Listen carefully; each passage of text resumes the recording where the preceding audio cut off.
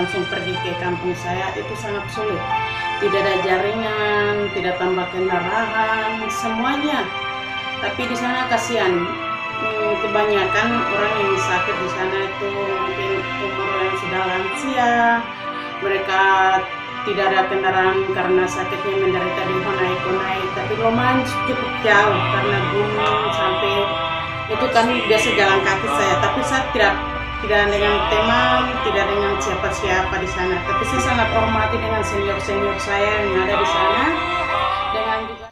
Iya, baik teman-teman dimanapun sedang berada, pada kesempatan indah ini saya mau diskusi sedikit dengan Ibu Suster Mary yang sudah ada di samping saya ini, karena beliau sudah kerjanya cukup lama, yaitu 4 tahun lebih. Beliau selesai kuliah langsung pergi ke kampung halamannya, yaitu Kabupaten Puncak, Papua, dan dia sudah kerja di sana. Oleh karena itu saya mau diskusi dengan dia.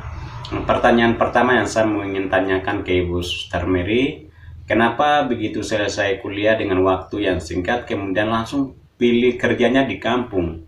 Sementara kita lihat teman-teman sekarang itu begitu mereka selesai kuliah, mereka itu lebih memilih kerja di kota dibanding kerja di kampung. Karena mereka tidak mau kalau kampung itu harus jalan kaki, kena hujan, harus melayani orang-orang yang pedalaman begitu. Jadi mereka tidak mau. Padahal mereka itu berasal dari kampung juga, tapi mereka lebih memilih ke kota. Berbeda dengan Ibu Suster sudah memilih ke kampung, sehingga saya mau tanya, kenapa Ibu Suster Mary pilih kerjanya di kampung dan khususnya kampung Kabupaten Puncak, Papua? Ya baik, pertanyaannya sudah bagus, saya akan jawab. Ya begitu, saya sudah selesai. Setelah itu langsung ke sana. Saya sudah lama kerjanya di sana, itu sudah 4 tahun lama.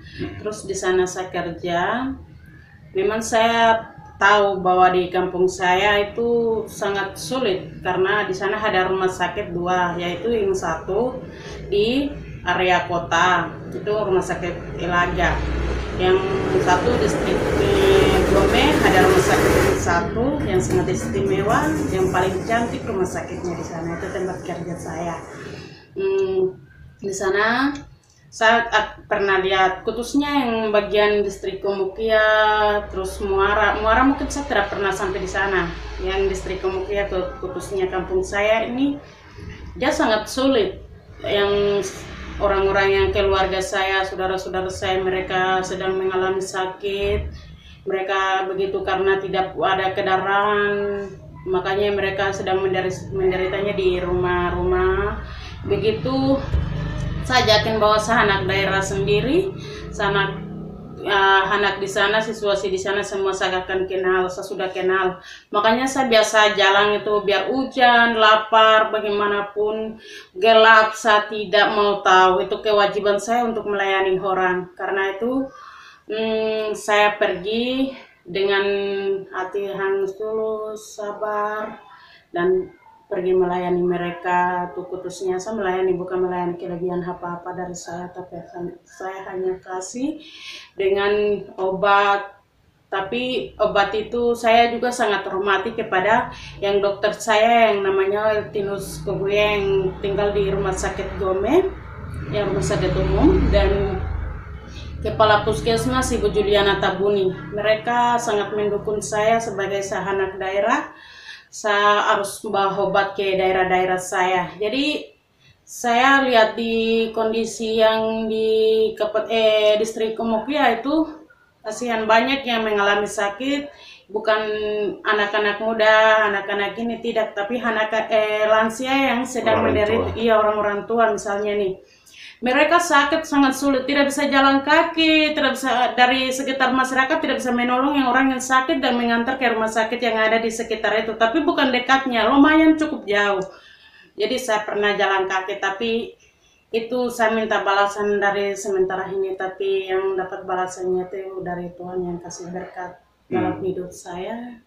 Terus juga saya kasih obat begitu dengan kemampuan saya cukup sampai saya pergi, tapi itu semua urusan Tuhan yang bisa menjawab kesakitan mereka. Jadi begitu cukup yang saya pelayanan di sana, karena saya orangnya suka di kampung, bukan suka di kota. Jadi memang saya kerjanya di kampung. Terima kasih. Baik, pertanyaan cukup sampai di sini. Ada lagi pertanyaan, ada lagi. Apa namanya, kalau di sana itu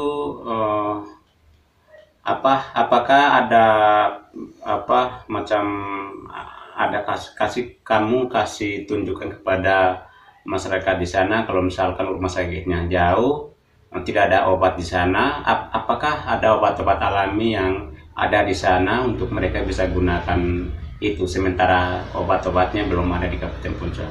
Oh ya, sangat baik sekali, saya akan jawab. Oh ya, di sana itu memang di sana ada obat alami sangat banyak. Banyak, tapi itu juga tertentu obat-obatan itu. Jadi di sana tuh ada daun gatal. Daun gatal ini mereka tidak pernah tanamnya jauh-jauh dari rumah-rumah mereka. Sekitar depan rumah tuh sudah mereka tanam halaman kan? Halaman, pinggir halaman itu ada daun hijau yang paling istimewa, itu daun alami yang dari nenek moyang kita pakai obat itu. Sampai yang ada sekarang itu masih pakai obat itu. Itu dia taruhnya, mereka dipotong daunnya, terus bawa ke naik, dan mereka kasihkan api sedikit. Baru setelah kasihkan api itu taruh yang tempat yang bagian sakit, misalnya dada, perut, tulang belakang, atau bagian mana-mana mereka bisa taruh. Terus ada daun satu juga warna hijau, oh dia paling cantik seperti bayam. Dia daun itu tuh mereka dipotong dan bakar juga. Setelah hangat-hangat begitu, biasa taruh di tempat yang sakit. Mereka rasa enak posisi yang mereka taruh daun itu, karena itu daun yang alami yang sekitar pergunungan saja. Tidak sampai pantai ya, pantai tidak masuk. Cuman di pergunungan saja yang biasa pakai. Oh iya. Itu saja. Terus tadi kan menurut cerita Ibu sudah sekitar 4 tahun lebih pelayanan di Kabupaten Puncak. Apakah selama 4 tahun lebih yang Ibu pelayanan di sana itu sudah merasa cukup puas atau belum? Sangat puas. Sangat puas karena sangat puas itu saya sudah pernah dengan mereka, sudah lamanya 4 tahun lebih, sekarang masuk 5 tahun ya, 4 tahun lebih di sana. Makanya satu tahu yang situasi yang terjadi sakit yang di sana. Mungkin pengaruh dari cuaca, terus mungkin dari kalau lansia itu kan sudah umur lah, kasihan. Jadi mereka punya tubuh tuh semakin lemah, makanya mereka mudah dapat penyakit juga, bukan penyakit yang berat-berat tapi ringan-ringan saja. Mereka di kampung tuh kuat loh, tidak sampai lemah. Apa begitu kita bilang ini orang tua jadi dia lemah tidak bisa kerja, tidak. Di sana biar mereka sakit mereka bisa kerja, mereka bisa aktivitas juga. Mereka masih bisa aktivitas ya, mereka lanjut aktivitas. Karena saya sudah lama di Kabupaten Puncak sana, saya sudah sangat puas karena sering melihat mereka bahwa mereka harus bisa begitu. Iya, ada lagi Ibu, saya mau tanya lagi, bagaimana respon dari masyarakat di sana ketika kehadiranmu di sana untuk melayani mereka? Respon mereka ke kamu seperti apa? Sangat baik juga ini. Mereka sangat senang. Senang. Sangat senang. Senang karena apa? Karena itu sangat mereka senang karena saya selalu kebanyakan saya biasa dengan masyarakat orang daripada di rumah sakit ini. Rumah sakit saya pernah kerja sekitar jam 7 sampai jam 1 atau 2. Sekitar itu saya di rumah sakit, tapi yang sebagian besar saya selalu dengan dengan masyarakat mereka di sekitar di sana, di daerah-daerah sana. Mereka senang. Saya akan pernah pengalaman saya cerita bersama mereka, bertukar pikiran, ngobrol sama-sama dengan mereka. Mereka paling senang sekali. Senang. Terus mereka bilang begini, anak bisa sekolah ya, sampai datang di kampung kerjanya begini. Kita senang loh lihat kamu. Terus saya pernah bilang mereka, ini bukannya rencana diri saya sendiri, tapi ini saya mau tunjukkan dari Tuhan. Tuhan sudah kirim saya dengan untuk kamu, bersama kamu. Jadi saya senang sekali, mereka juga suka sama saya, senang bermain dengan saya. Oh, rumah saya tuh banyak loh keluarga. Banyak, dari keluarga mama, keluarga dari saya, keluarga bapak, keluarga adik, semua datang mau ngobrol dengan saya, cerita-cerita apa saja dengan saya. Adik-adik pemuda lebih banyak lagi. Iya, itu sepertinya begini katakanlah masyarakat kampung di sana kan ada sebagian yang bahasa Indonesianya mengerti dan ada sebagian juga bahasa Indonesia tidak mengerti. Akhirnya kalau mereka senang melihat anak-anak putra-putri asli daerah yang pergi kerja di sana, sehingga mereka punya keluhan-keluhan itu bisa sampaikan dengan bahasa daerah. Kalau misalkan katakan orang pendatang yang melayani di sana, pasti mereka kesulitan untuk sampaikan keluhan mereka karena kendalanya untuk komunikasi menggunakan bahasa Indonesia. Jadi itu juga menjadi hambatan bagi masyarakat khususnya yang ada di Kabupaten Puncak.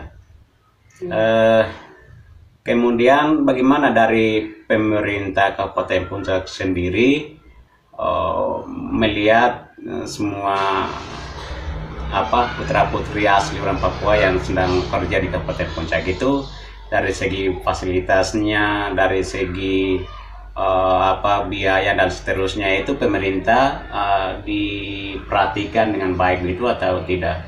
Langsung pergi ke kampung saya itu sangat sulit, tidak ada jaringan, tidak tambah kendaraan, semuanya. Tapi di sana kasihan, kebanyakan orang yang sakit di sana itu mungkin umur yang sudah lansia, mereka tidak ada kendaraan karena sakitnya menderita di naik, tapi lumayan cukup jauh karena gunung sampai itu kami biasa jalan kaki saya, tapi saya tidak dengan teman, tidak dengan siapa-siapa di sana, tapi saya sangat hormati dengan senior saya yang ada di sana, dengan juga